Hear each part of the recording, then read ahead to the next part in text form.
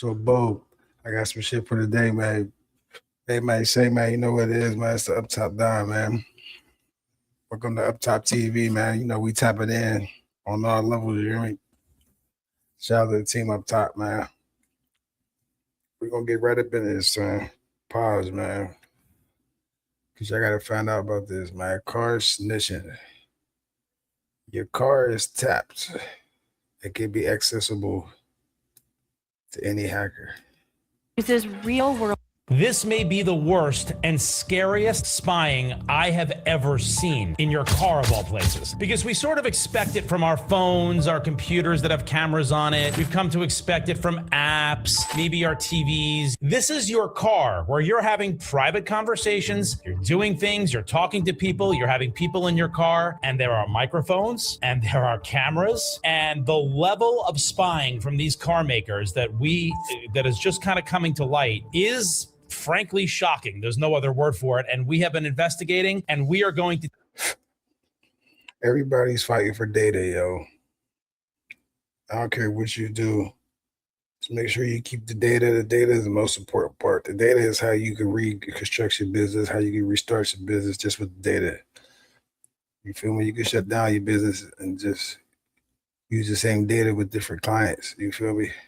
Tell you everything you need to know about what they're doing, what they're collecting, where that data is going. And by the way, where that data is going, part of it is to your insurance company. We're going to get to that in a few minutes. And we have a world-class hacker and cybersecurity expert who's going to be joining us in a moment to talk about that and a lot of other things too. And most importantly, we're going to teach you by the end of this video how to protect yourself. The first thing I want to show you is exactly what they're doing. The Mozilla Foundation, makers of the Firefox browser, call cars a privacy nightmare. They say they're the least secure devices you can buy. Every one of the 25 brands the group reviewed got a privacy not included rating, making the category as a whole the worst the group has ever evaluated.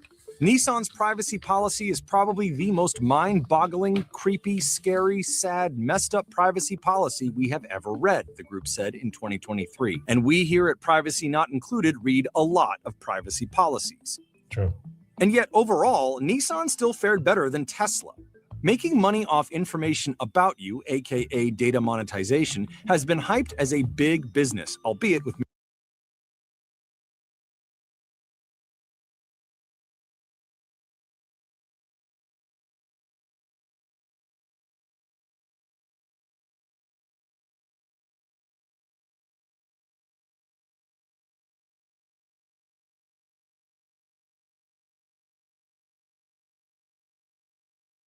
mixed results. A car collects two types of data, technical and personal. Technical data is information about the car itself, battery, engine health, brakes, and so on. Personal is about the driver or passengers in the car. Nearly anything you do in a car can be tracked, and it can store fingerprints and images of your facial features, medical information for emergency assistance services, financial information for purchases, passwords, your home address, and of course, the codes to your garage door. Cars can record tons of information about exactly where, when, and how you drive, and where and when you park. It's of great interest to all sorts of parties, including insurance companies. That they could collect your biometric information, your genetic information, information about your sex life, your sexual activity, your union status, your immigration status, things like that that are kind of very sensitive information. And again, who knows if they're collecting it? All we know is that they require you to consent to a privacy policy that says that they can.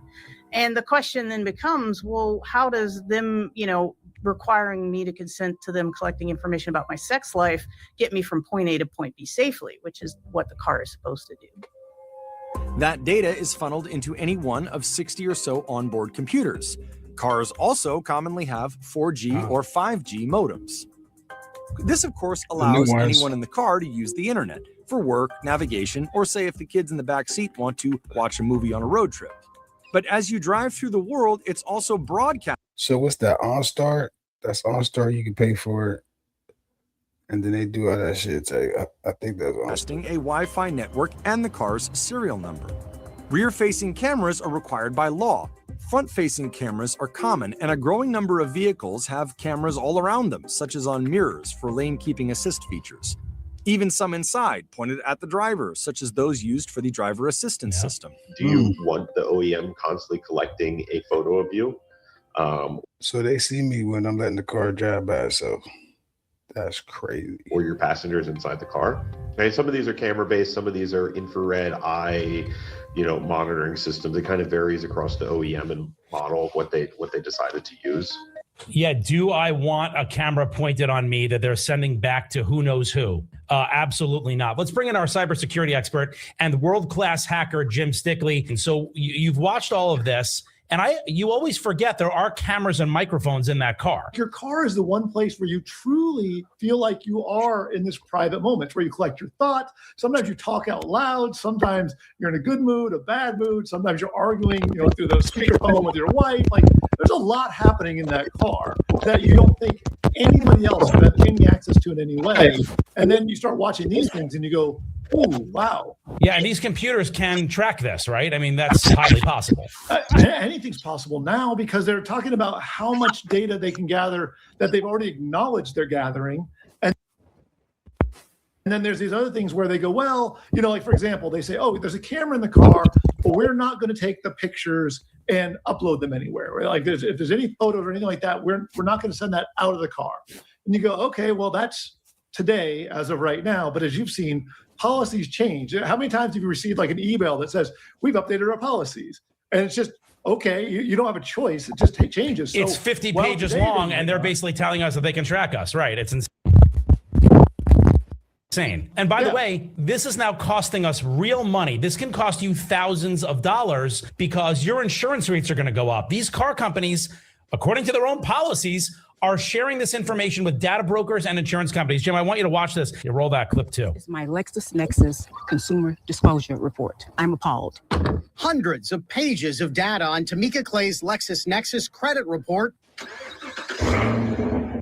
Whoa. What's that? I just built a budgeting app in Base 44.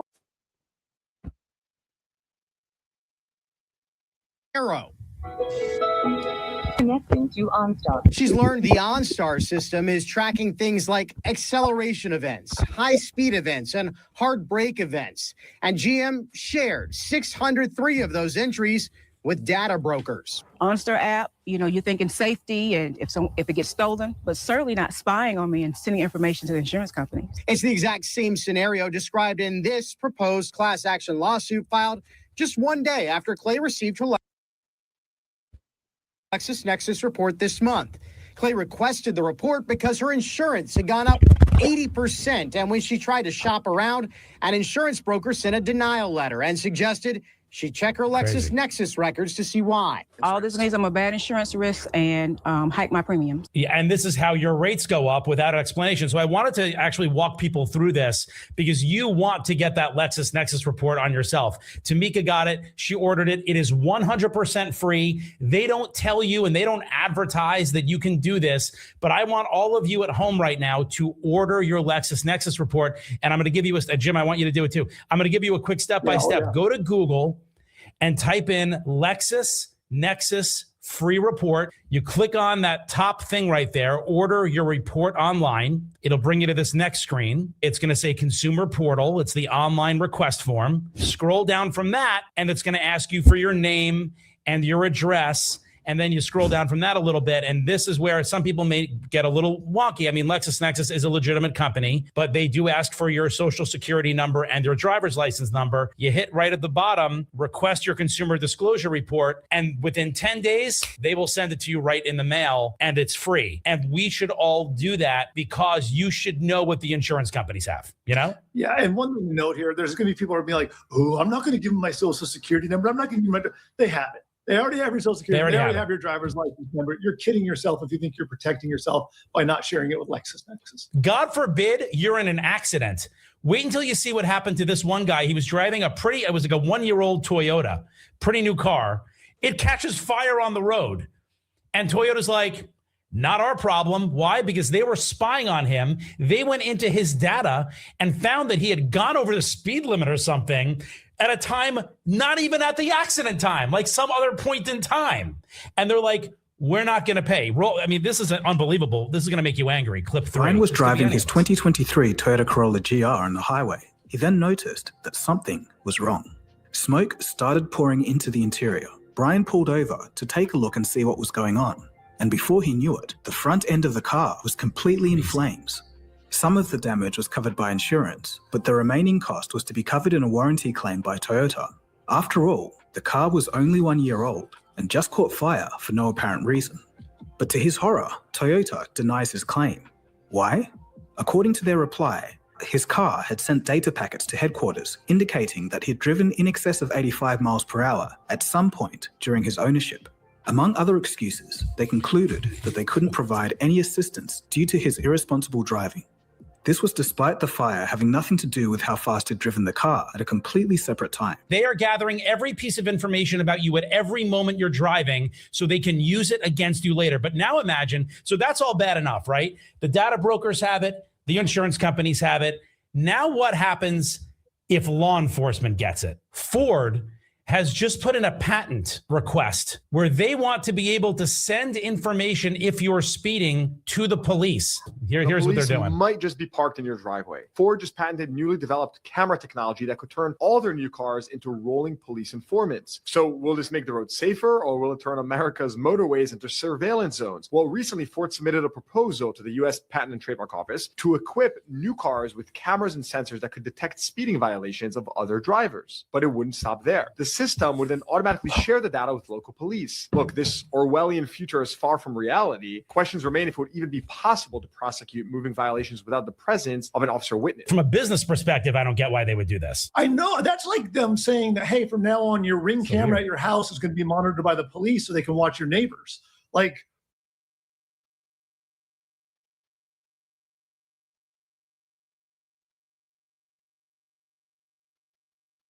what?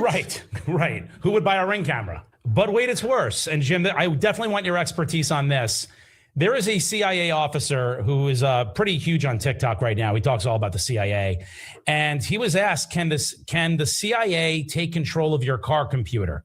Because can it be hacked into by a hacker? In this case, the US government. He said, yep, sure can. This is an actual former CIA officer. Roll that clip 6. Does the CIA listen through our phones and laptop cameras? Yes. I hate to say it. There was a dramatic leak in 2017 that the CIA came to call the Vault 7 disclosures. Gigabytes worth of documents leaked by a CIA technology engineer. What he told us was that the CIA can intercept anything from anyone, number one. Number two, they can remotely take control of your car through the car's embedded computer. To do what? To make you drive off a bridge, into a tree, to make you kill yourself and make it look like an accident. Jim, as a hacker yourself, is that possible? Oh, well, yeah, there's been actual demos, especially like Tesla. They showed it a while back. This was a while ago. So you can watch YouTube videos where people have shown hacking into cars and be able to remote control brakes, steering, things like that. So it's been shown before that it can be done. Normally it's been like, hey, this is really crazy and we found this exploit and they patch it right away. But it wouldn't surprise me to think that the government's going to have their own ins on all of these things. And then you got to go, well, if the US government can do it, what about cars that are made overseas? Like if a car was made in China, does that mean China could then remotely control these, or whatever the country, in certain country name here? That's I mean, now you're getting into really spooky territory. I didn't even think about that. So a Chinese car or a Japanese car, some other car, some other country is collecting that data on us now. Yeah. Well, do you remember just like a year, 2 years ago at the most, Porsche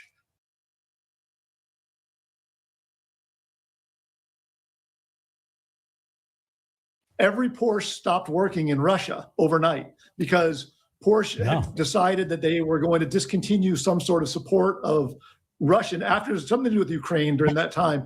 And they literally flipped the switch. And then later they said, oh, it was an accident. We didn't mean to, but still no car would start that morning. So it's not so much about intent. We learned that they actually can flip a switch and literally shut off cars. Yeah. So how do you protect yourself? I showed you how to do the LexisNexis search. The other thing you can do is delete the actual data on your car. If you are returning your car to the dealership or selling it, this is what I want you to do. I want you to get in there, and there are a number of things I need you to shut off, including, and a lot of people forget about this, no one talks about this, I need you to unpair your garage door openers, because there is a way to find out where you live, where the previous owner lived, and now your garage door opener is still programmed into your car. I'm not talking about the actual remote you take out. A lot of people program it right in so you can hit the button on the rear view mirror that's computerized. They can get into your house. It's like a security concern. These are the basic instructions about what to do and the things to look for on your own car. Roll clip 7. Hey man, what's the best advice you can give someone that's in sales? Switch to Monday CRM. Oh, awesome. Thanks. Hold up. You're thinking about old school CRMs. Monday CRM has AI capabilities that have changed how we do work. And now my team closes more deals than ever. Oh, sounds great. Thanks for Hold up. sharing. Hey, I'm not just talking about email composition. I'm talking about meeting summaries, deal prioritization, risk flagging. The real deal, man. Sounds amazing. Hey, and you can customize it to fit your specific needs. And the automation setup is so easy, and there's sales sequences. Dude, leave me alone. Ah! Come on, don't get stuck in the past. Move your deals forward with Monday CRM.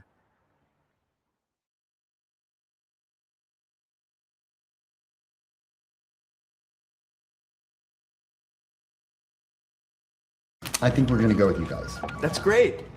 Awesome. Let me get the contract. One last thing. You're SOC 2 compliant, right? SOC 2? What do you mean SOC 2? I thought we saw that months ago. Well, now they're quoting us 5 months and 30. No, we don't have 5 months. What do you mean you can't recognize the screenshot? It literally says approved. Come on! Yes! No! I hate this.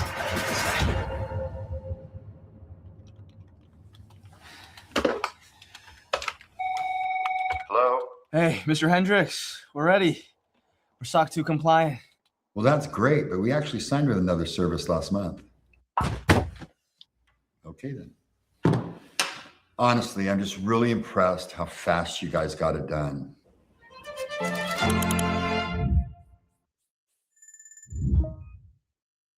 You'll find your setup menu and then device connections.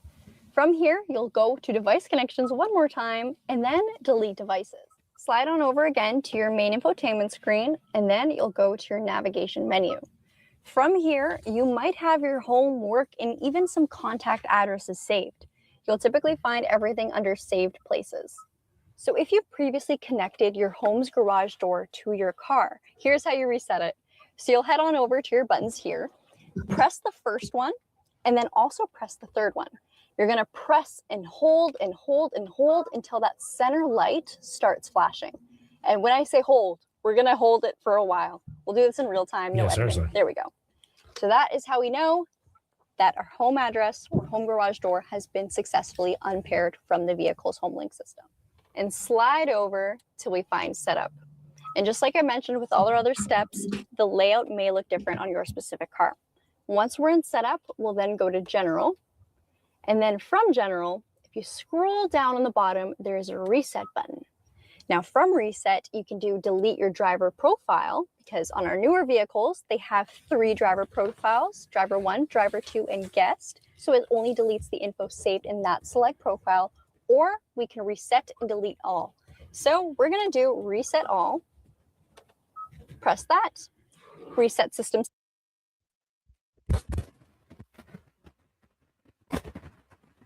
Settings to factory defaults, it's asking, caution, all stored data, and settings on every account will be deleted. That is what we want, so we're pressing yes. Yeah, so no matter what car you have, you need to do that factory reset and also unpair those garage door openers. That's hugely important for your family's safety. If you enjoyed this video, I do a lot on privacy on this channel. Check this out.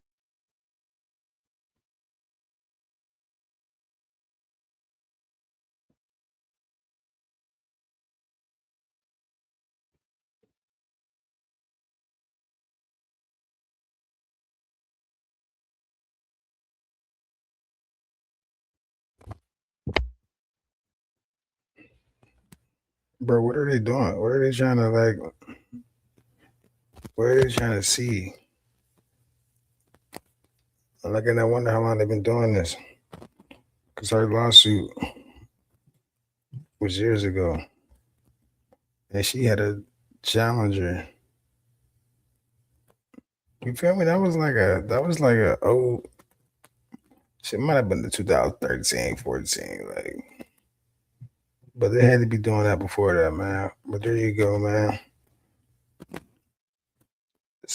What they say in the report?